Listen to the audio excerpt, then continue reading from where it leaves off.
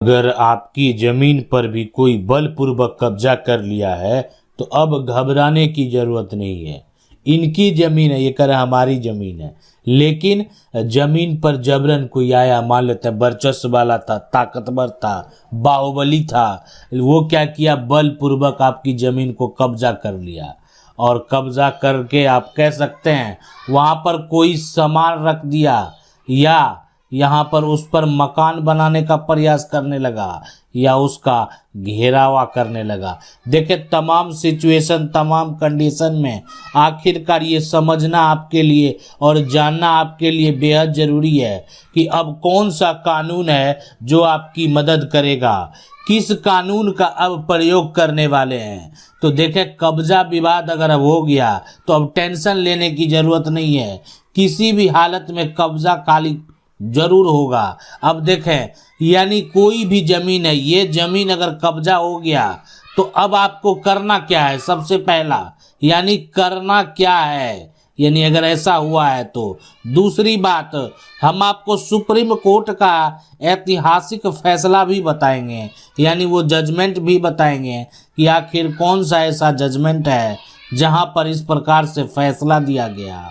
देखें कि अगर आपकी ज़मीन के साथ भी ऐसा हुआ है तो आपकी ज़मीन जिस दिन से, यानी ज़मीन हो या मकान जो भी है, यानी कब्जाधारी जो कब्जा करने वाला है, कब्जाधारी जो है, यानी अब बलपूर्वक अगर कब्जा कर लिया है तो जिस दिन से ये कब्जा किया उससे 6 माह के अंदर आपको केस फाइल करना होगा। और ये केस कहलाएगा, यानी ये एक तरह का सूट है, और ये है सूट फॉर पजेशन, यानी अपना पजेशन को प्राप्त करने के लिए सिविल कोर्ट में, यानी क्या करना होगा, अपना पोजीशन को प्राप्त करने के लिए सिविल कोर्ट में केस फाइल करना होगा। तो अब आप इसको इस प्रकार से समझ सकते हैं, इस नियम को इस प्रकार से समझ सकते हैं। ये जो है एक ऐसा केस है जो कि आपको इस प्रकार से अधिकार दिलाएगा कि आप सोच नहीं सकते हैं। आपकी ज़मीन है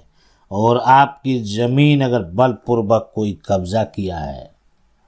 तो अब किसी भी हालत में आपकी ज़मीन आपको वापस जरूर मिलेगा, यानी ये मिलना तय है, कोई रोक नहीं सकता है। अब सवाल उठता है कि ये जो कानून है, इस कानून की मदद से आखिर क्या क्या होने वाला है। तो देखें, अवैध कब्जाधारियों, यानी जो है अब उसको कब्जा जो है छोड़ना होगा, साथ में संपत्ति का जो इतना दिन से उपयोग कर रहा था ना उसका, ये जो कानून है इसमें होता है कि मुआवजा भी देना पड़ेगा। एक तो आप ज़मीन कब्जा किए हैं और अगर जो है 1-2 महीना उपयोग कर लिए, 3 महीना उपयोग कर लिए, तो सारा मुआवजा भी आपको देना पड़ेगा। यानी ये भी यहाँ पर देखें, एक तरह से आपको भरना पड़ेगा। साथ में अगर इस तरह का कोई कानूनी प्रक्रिया में जो खर्च हुआ वो भी खर्च आपको देना होगा। तो सबसे पहले यहाँ पर इस मामले में, यानी जो कब्जा है, ऐसी सिचुएशन, ऐसी कंडीशन में क्या होता है,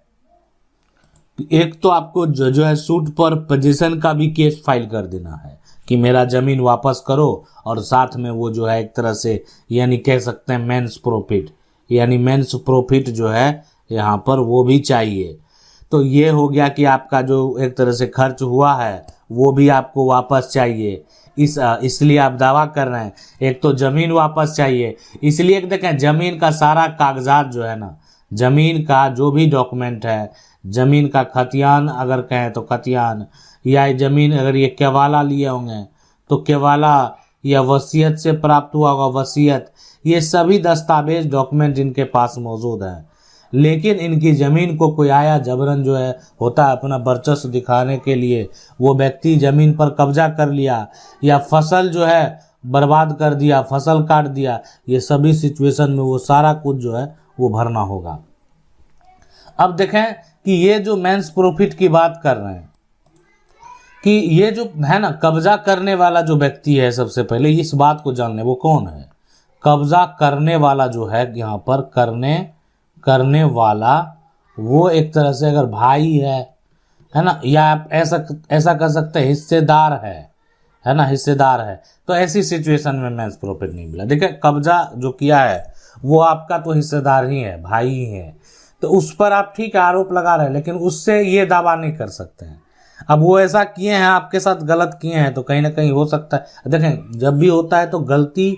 किसी एक का होता है, कभी कभी के गलती के दोनों का होता है, कि आप उनके ज़मीन के साथ कभी कोई भी किसी भी प्रकार का विवाद खड़ा करने का प्रयास किया होगा, या ये ज़मीन आप बिना बंटवारा का अपने पक्ष में ले लिया, जो भी कारण हुआ होगा, जैसे भी कारण हुआ, परिवार में विवाद होने का बहुत सारे कारण है, वो कारण निकल जाते हैं। तो सूट फॉर पोजेशन का आप केस फाइल करेंगे तो उसके उस सिचुएशन में आप मेंस प्रॉफिट का भी जो है केस कर सकते हैं।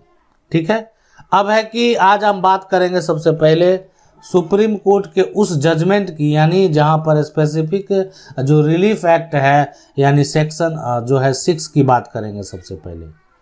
अब देखें यहाँ पर ये जो जजमेंट है, यानी ये सुप्रीम कोर्ट का फैसला है ना, सुप्रीम कोर्ट। अब सुप्रीम कोर्ट का फैसला है तो किसके विवाद में ये जो है किसके बीच में विवाद हुआ, तो एक का नाम जो है यहाँ पर वो है मारिया यहाँ पर जो है मार्गरीटा, और ये बनाम है ना, बनाम। ये दूसरा जो नाम है उसका नाम है इरास्मो जैक। अब इसके बीच में जो है यहाँ पर विवाद होता है, विवाद जो हुआ,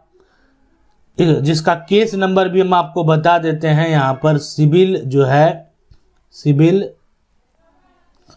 अपील नंबर जो है, अपील नंबर वो है यहाँ पर 2968 ऑफ यानी 2012। तो ये जाकर आप देख सकते हैं ये कोर्ट में क्या हुआ नहीं हुआ, किस प्रकार से जो है एक तरह से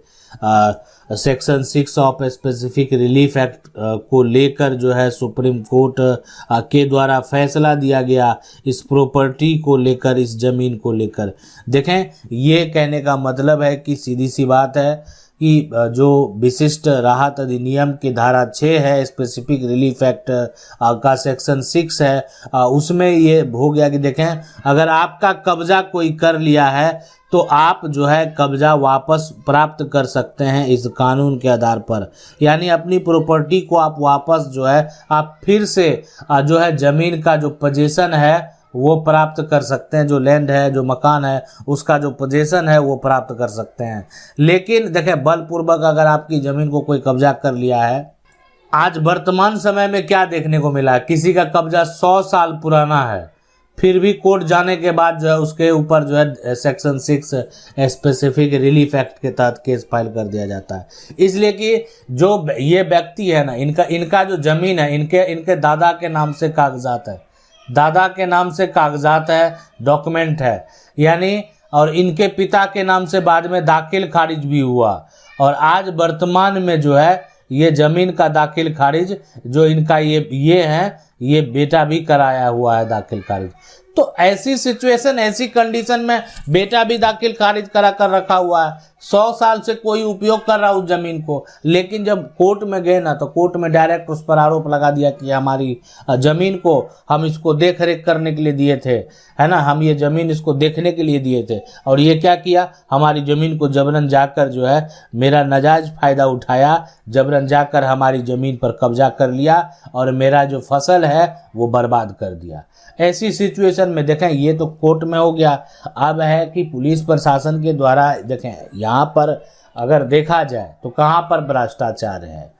कि अब पुलिस प्रशासन के द्वारा क्या होता है कि आप एफआईआर दर्ज कराएंगे, ठीक है, तो एफआईआर दर्ज कराएंगे कि मेरा ज़मीन को कब्जा कर लिया है, तो जैसे पुलिस के द्वारा इंक्वायरी की जाएगी एफआईआर के बाद तो उनको तो पता चल जाएगा कि ये ज़मीन आज से नहीं 100 साल से ज़मीन दूसरे के कब्जे में है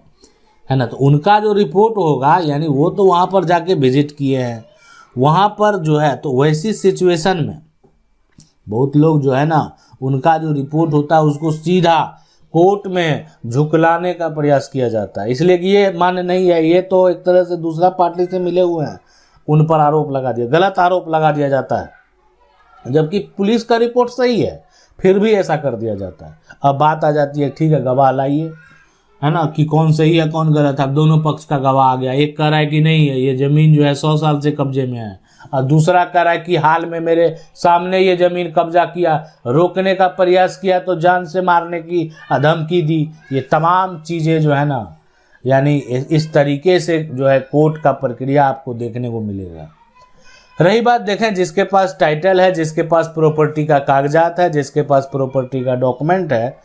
उसको प्रॉपर्टी मिलने से कोई नहीं रोक सकता, इसलिए कि वो प्रॉपर्टी के असली मालिक हैं। अब रही बात जिसके पास लंबे समय से कब्जा है, उनको भी कानूनी अधिकार है। अब उनके अधिकार क्या क्या हैं, किस प्रकार से वो अपना अधिकार प्राप्त कर सकते हैं, उसके बारे में भी हम आपको जो है